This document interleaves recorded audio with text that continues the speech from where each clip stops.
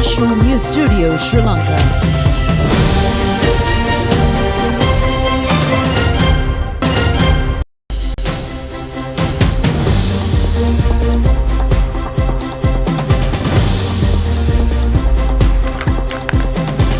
Pleasant evening and a very warm welcome to the national news on Rupavahini ChannelEye. I'm Dilanjali Ananda. I'm Charita Binipurarachi, and let's move on to the headlines for tonight's news.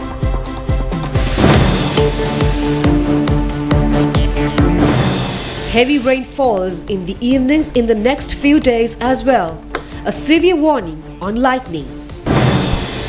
The University Grants Commission expresses optimism over university lecturers speedily returning to advanced level paper marking process. The Committee on Public Accounts says 33% of Samurdhi families are not eligible to receive aid. A disciplinary inquiry against AHM Fauzi. The public complain that selling of eggs by weight is disadvantageous to them. 2 champion skydivers jump from the Lotus Tower. 25 persons killed in a Russian air attack in Ukraine.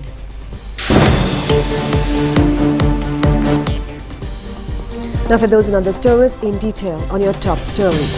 The Department of Meteorology predicts heavy rainfall in the evenings to many parts of the island for several days starting today. Strong lightning accompanies with the rain in a special feature of this torrential weather condition. The department of the request general public to focus special attention on thunder and lightning. The Vabaladini Viharamavati in the vicinity of the Kegol town was fully inundated due to heavy rainfall this afternoon. The vehicle transport was disrupted. The Kegol District Disaster Management Centre informs the general public to remain vigilant as rainfall is continuing.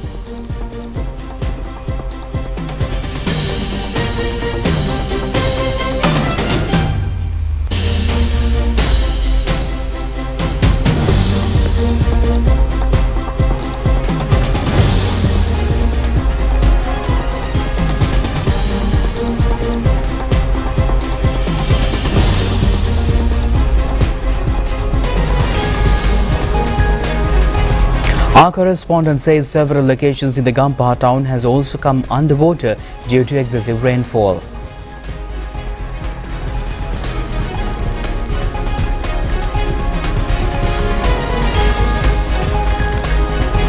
A 36-year-old woman of 2 children in Pallama, Anamadu was killed due to lightning yesterday. The daughter who accompanied her was admitted to the Anamadu hospital in a state of shock.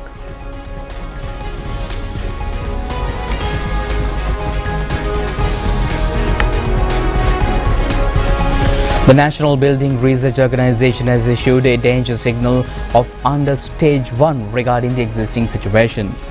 The Department of Meteorology says that the excessive conductive situation has been created for heavy rainfall, especially during the evening in the next few days. The chairman of the University Grants Commission, Professor Sampath Amaratunga, expresses hope of university lecturers returning to advanced level paper marking within the next few days. The work, which was scheduled to commence in February of this year, has now been delayed for over 2 months. A media briefing in this connection was held in Peradeniya today. Chairman of the UGC, Professor Sampath Amaratunga, said that paper marking is a voluntary act conducted on behalf of the children of the nation.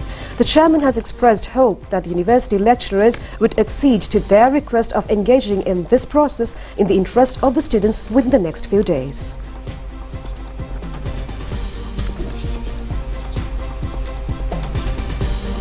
After several years of absence, the Goal Literary Festival is set to make a grand return thanks to the directive from the President Ranil Wickremesinghe with a focus on promoting the tourism industry.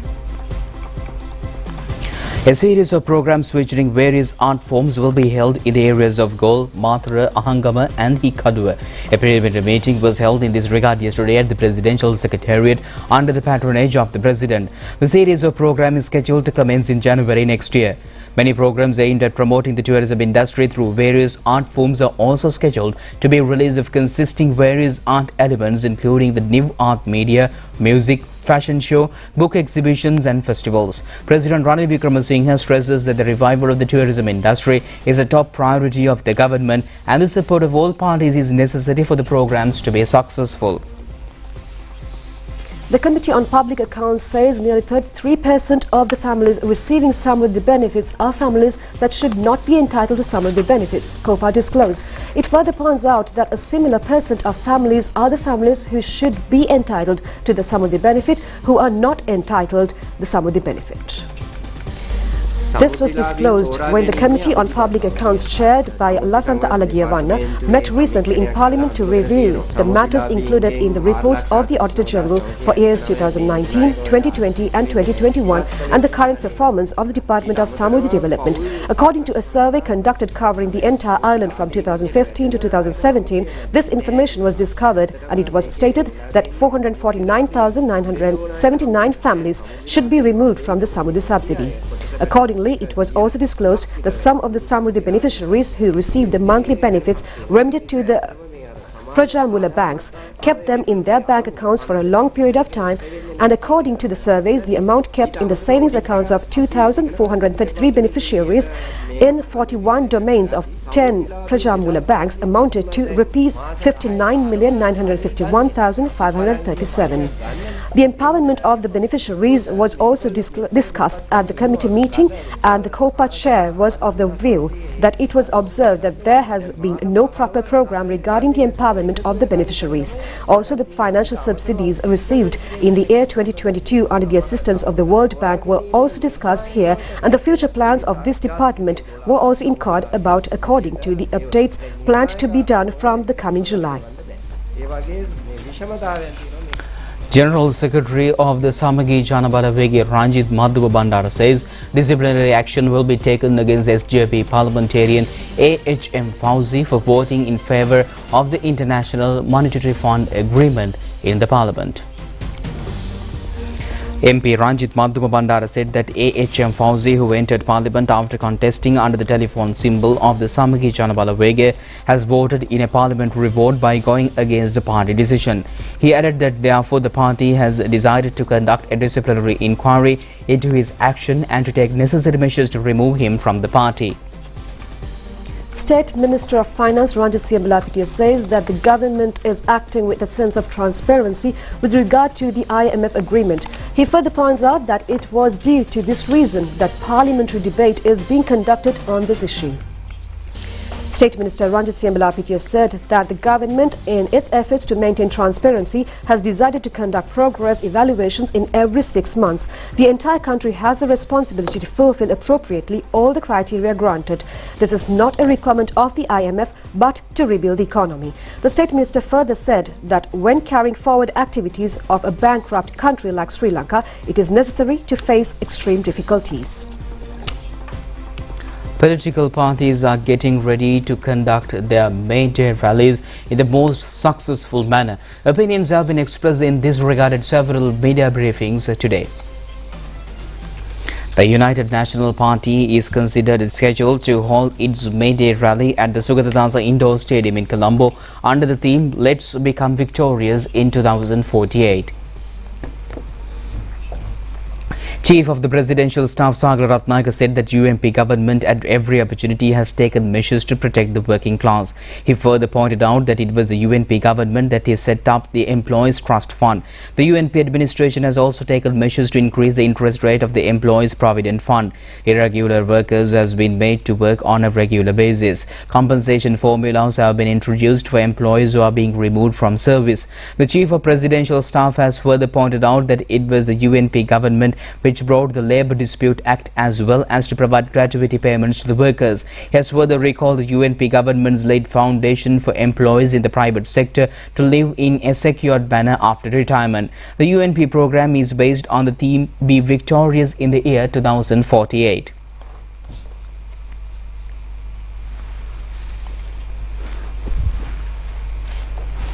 The Sri Lanka Podujana Peramuna May Day rally will be conducted at the Campbell Park this year as well. Representatives of the party have arrived at the venue today to attend the organising activities.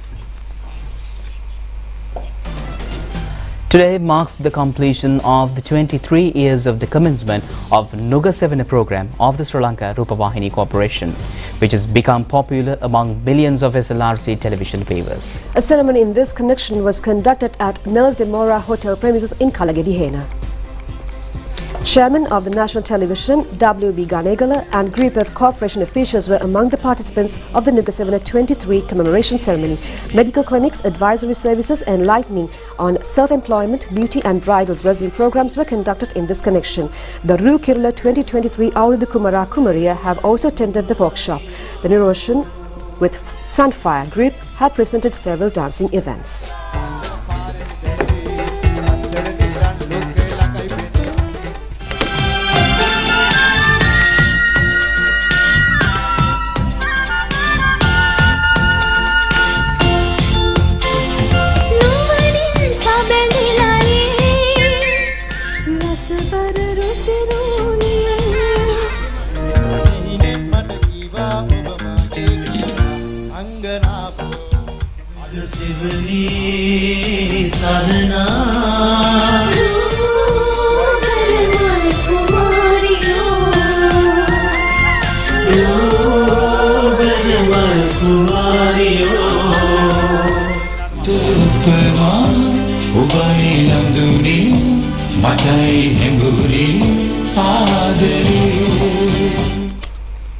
Two world-renowned Red Bull champion skydivers were engaged in a demonstration of jumping from the Lotus Tower today. The aim was to enhance local tourism industry among the international community. The two champions who have presented their skills were Marco Valenzuela and Marco Frost. The event has been organized by the Red Bull Sri Lanka Institute. Several more programs are scheduled to be conducted to propagate Sri Lankan tourism industry. The Lotus Tower, which is the tallest tower in South Asia, has been selected for this exhibition-based jump event.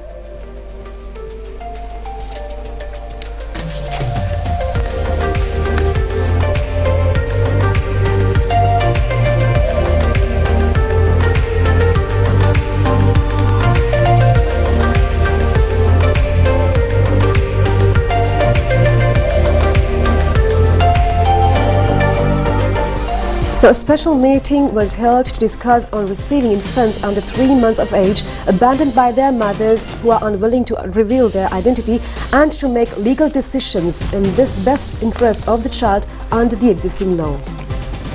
A special meeting was held recently for the purpose of establishing windows in the 379 childcare centres under the supervision of the government hospitals and Department of Probation and Child Care Services for the confidential and safekeeping of infants under the age of 3 months who are unwanted or unable to be taken care of by their parents for any reason, and to discuss the way forward, including the existing legal conditions. This special committee meeting was held under the guidance of Minister of Justice, Prisons Affairs and Constitutional Reforms Vijayadasa Rajapaksa and State Minister of Women and Child Affairs Geeta Kumarasinghe. Children are usually turned over to the Department of Probation and Child Protective Services or to child care centres supervised by them or abandoned in other places such as hospitals, highways, whilst there are also reports of very few children being killed by such parents, said the officials present. Minister Vijayadasa Rajapaksa, addressing everyone present, instructed to form a committee consisting of all officials related to this process and work on the matter as soon as possible to consider the legal framework and guidelines required for this initiative. State Minister Geeta Kumarasinghe said that if a child ever needs to know who the mother of the child is, it is the right of the child, and therefore it is important to prepare a work plan to keep information of the parents who abandoned their infants whilst preserving the confidentiality of such information. US Ambassador in Sri Lanka Jo Lishung was engaged in an observation tour in Paniakada area, Anuradhapura, an invitation extended by the Safe Foundation Social Services Institute. The aim of the visit was to inquire into progress of the activities being carried out by the Safe Foundation Institute to control individual trading. The ambassador was engaged in discussions with business persons and those involved in self-employment.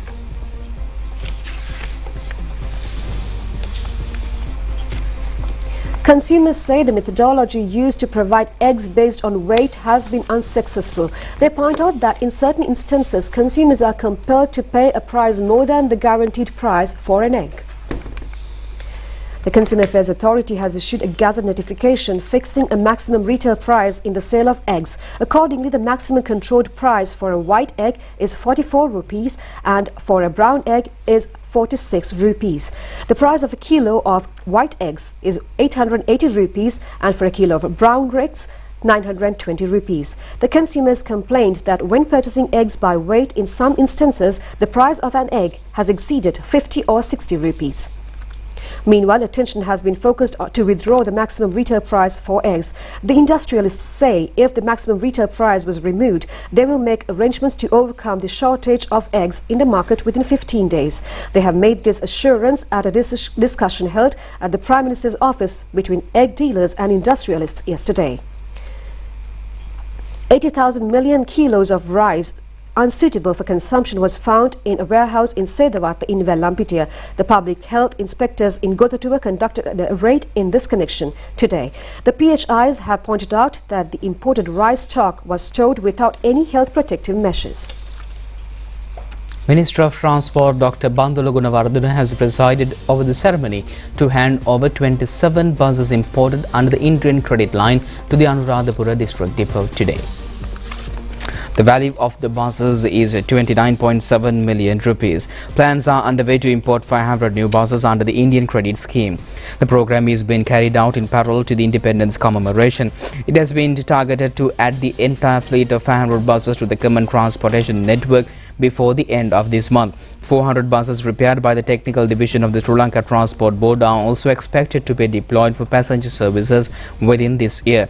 Minister Gunawardena has also called on Chief Incumbent of the Atamasthane, Venerable Pallegama Hemaratana Thera. Many MPs and ministers have also accompanied the minister. High Commissioner Saroja Sirisena was awarded the Diplomat of the Year from Asia and Oceania at the prestigious Diplomat Magazine Annual Award Ceremony 2023 at the Royal Overseas League on 24th of April 2023. The award ceremony recognizes outstanding work and achievements of London's diplomatic community who are trying to better their nation's well-being and is in its 13th year. Diplomat magazine identified 10 categories that recognize different levels of diplomacy, and winners were nominated by their fellow diplomats. Referring to London as the global center for diplomacy with over 180 diplomatic missions, Diplomats editor Vencia van Kaffler stated that a posting in London remains one of the highlights of any diplomat's career. She added that the winners are a testimony to their hard work, dedication and professionalism. Saroja Sirisena previously served as ambassador to Austria and Consul General in Mumbai, as well as serving in Sri Lanka's mission in Paris, Brussels and Geneva. Over 150 guests, including heads of mission and diplomats from over 80 countries, attended the award ceremony. French police is reported to have arrested in France a notorious Sri Lankan criminal named Amal Samin de Silva, alias Ratmalane Kudu Anju, over several organized crimes carried out in Sri Lanka. The Interpol has earlier released a red notice on his arrest. The Interpol has also informed Sri Lankan authorities over the arresting of Kudu Anju in connection with the drug racketeering and several other crimes. The Sri Lanka Department of Criminal Investigation had released red notices in 2022 and 2021 on several Sri Lankan expatriates exchanged in organized crimes. The arresting in France has been made possible as a result of a complaint filed against Kudu Anju by his wife over a dispute. The police is probing on the possibility of bringing the suspect back to Sri Lanka. Zoological officials say that there has been an improvement in the health condition of Muthuraja elephant, which is brought to the Dehiwala Zoological Gardens from the Kandavihara in Alutgama through mediation of the Embassy of Thailand. The elephant has been ailing for a long period due to affliction of several diseases. Due to the negligence in looking after the animal, it was brought to the Dehiwala Zoo. The government of Thailand has donated the Muthuraja to Alutgama Kandavihara. Environmental organizations have accused continuously over the unfair treatment provided to the elephant. The elephant was in a state of not being able to bend one of its forelimbs, and several wounds were also visible in the body. Veterinarians have begun treating the elephant in Dehiwala 5 months ago. The Mahout from Thailand was also brought to look after the elephant. Director General of the Department of Zoological Gardens says there is a possibility of providing further treatment to the affected front leg of the elephant if further permission is granted to look into its well-being. The government of Thailand is preparing to send back the elephant to Thailand after the treatments. However, such an act would discredit the image of Sri Lanka, and it has been pointed out that there is a responsibility of authorities to intervene through diplomatic channels regarding the issue. That's it on local news. Stay tuned for international stories coming up next.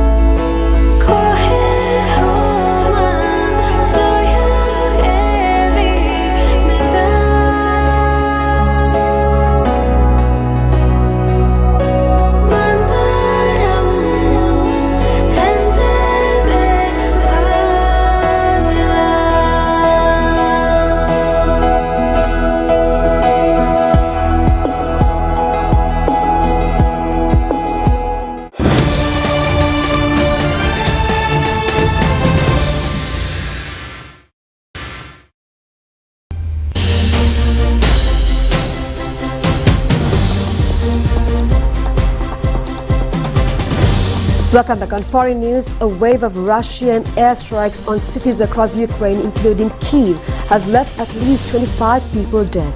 The Ukrainian officials say that 23 people, including 4 children, were killed in an attack that hit a block of flats in the central city of Uman.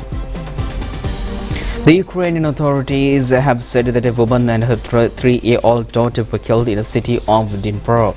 The Russian Defense Ministry said that its military had targeted Ukrainian army reserves units with the strikes. The foreign media reported that Russia was aiming for the reserve units of used high-precision weapons yesterday. In Oman, a town has been largely spared Russian attacks. A 9-story apartment building partially collapsed after it was hit by a missile. More than 10 hours after the attack, rescuers were still working at the site while residents tried to retrieve some of the belongings. Coast Guards have recovered the bodies of 41 migrants off the Tunisian coast as the number of people dying as they try to reach Europe from Africa soars. The officials said more than 200 people had drowned in the last 10 days. Tunisian morgues were running out of space and authorities were struggling to contain the surge in attempted crossings.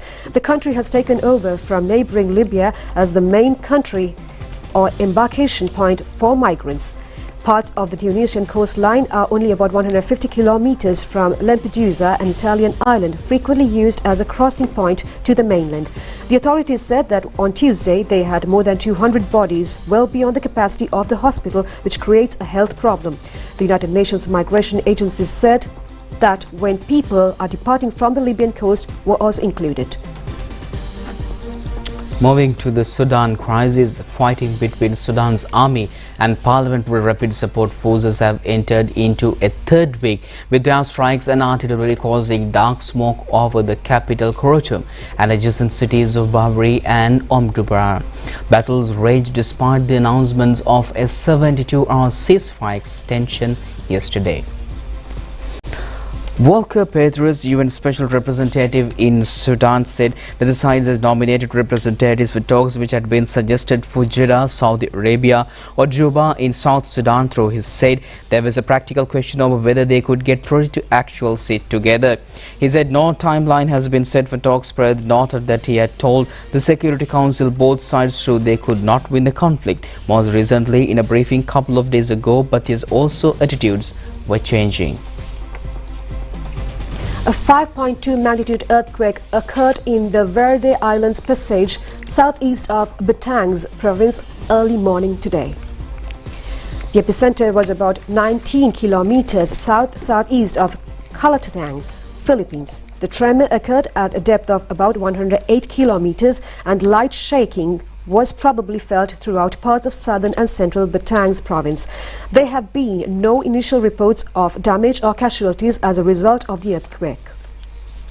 Historic stone of Scone is moved to London for King Charles' coronation, also known as the Stone of Destiny. It is regarded as a sacred historic symbol of Scotland's monarchy and the nationhood. The historic stone of Scone, the ancient coronation stone upon which monarchs in Britain has been crowned for centuries, has left Scotland for London under tight security ahead of next week's coronation of King Charles III, officials said yesterday. Also known as the Stone of Destiny and regarded as a sacred stone symbol, historic symbol of Scotland's monarchy and nationhood, it has been moved from the permanent home at Edinburgh Castle for the first time in more than 25 years, Historic Environment Scotland said.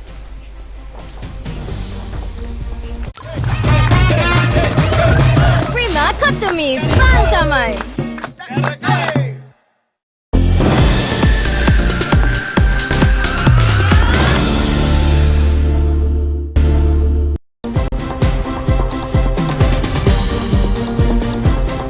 On sports news, Sri Lankan Thushan Silva has bagged the silver medal in the pole vaulting event at the Asian Youth Athletic Tournament being conducted in UN, Uzbekistan.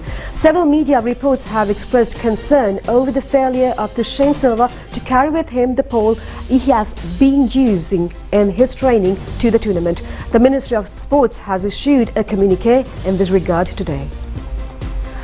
Thushan Silva has been the only Sri Lankan competitor who is able to win a medal at the Under-19, Under-18 Youth Asian Athletic Tournament being conducted for the 5th occasion.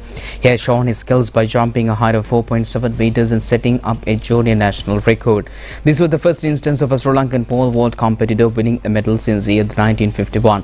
Thushan Silva is a student of Maristella College, Negombo, and is being coached by Sanath Gunaratne.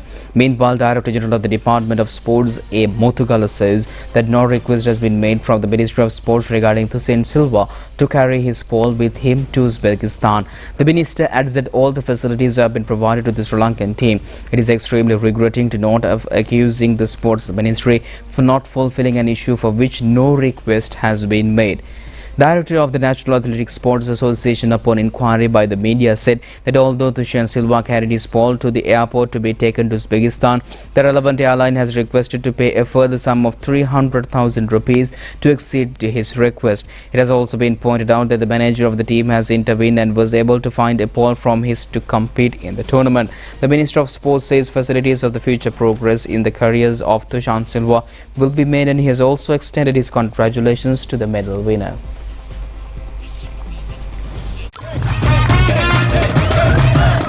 Kutumi, Fantamai.